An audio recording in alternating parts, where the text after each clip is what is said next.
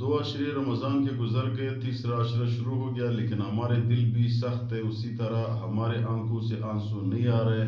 وجہ کیا ہے؟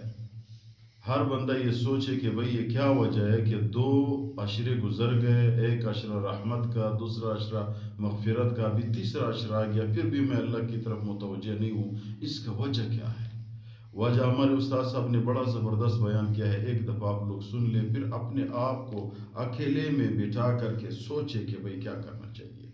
وجہ میرے بھائیو دل ہے انسان کی، ہمارے دل سخت ہے۔ جب دل سخت ہو گیا تو پھر آنکھوں سے آنسو نہیں آتے۔ دل کیوں سخت ہوتا ہے؟ گناہ کی وجہ سے۔ ہمارے گناہ اتنے زیادہ ہے، جھوٹ ہم بولتے ہیں، گانے ہم سنتے ہیں، نامحرم کو ہم دیکھتے ہیں، حرام ہم پکڑتے ہیں، حرام راستے پہ ہم جاتے ہیں، یعنی پاؤں بھی گناہ، ہاتھ بھی گناہ، کان بھی گناہ، زبان بھی گناہ، آنکھیں بھی گناہ، گناہ ہی گناہ میں مبتلا ہے۔ اس لیے ہمارے دل سخت ہے۔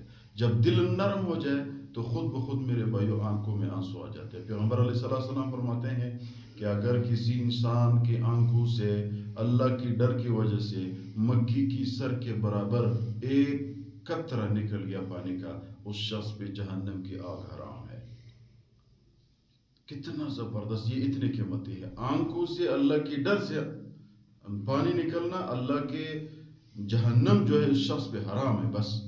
تو یہ میرے بھائی آج کل ہم پورے سال گزر جاتے ہیں، بلکہ 60 سال گزرے ہوتے ہیں، ہمارے آنکھوں میں آنسو نہیں آتے ہیں۔ ہمیں سوچ کرنی چاہیے کہ یار یہ ہمارے گناہ ہے۔ انسان کبھی پریشان ہوتا ہے، کبھی ان پہ زیادہ پریشانی آتی ہے، وہ بھی گناہوں کی نوسط ہوتی ہے۔ آج کل جب ہم سب پریشان ہیں، ہمارے گناہوں کی نوسط ہے، ایک کام بندہ کرے، وہ یہ 100 گناہ میں مبتلا ہوں خدا نخواستہ، تو آج فیصلہ کرے کہ مہینے میں نے ایک گناہ چھوڑنا ہے بس۔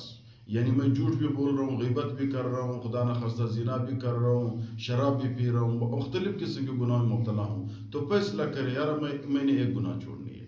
استاد صاحب فرما رہا تھا جب آپ نے یہ فیصلہ کیا کہ میں نے ایک گناہ چھوڑنی ہے، اللہ تعالیٰ آپ کو توبے کی توفیق دے گا۔ جب آپ نے آج ایک چھوڑ دیا، کل دوسرے کا، کل پرسوں تیسرے کا، اسی طرح تمام گناہ انسان کی ختم ہو جاتی ہے۔ اللہ تعالیٰ عمل کرے۔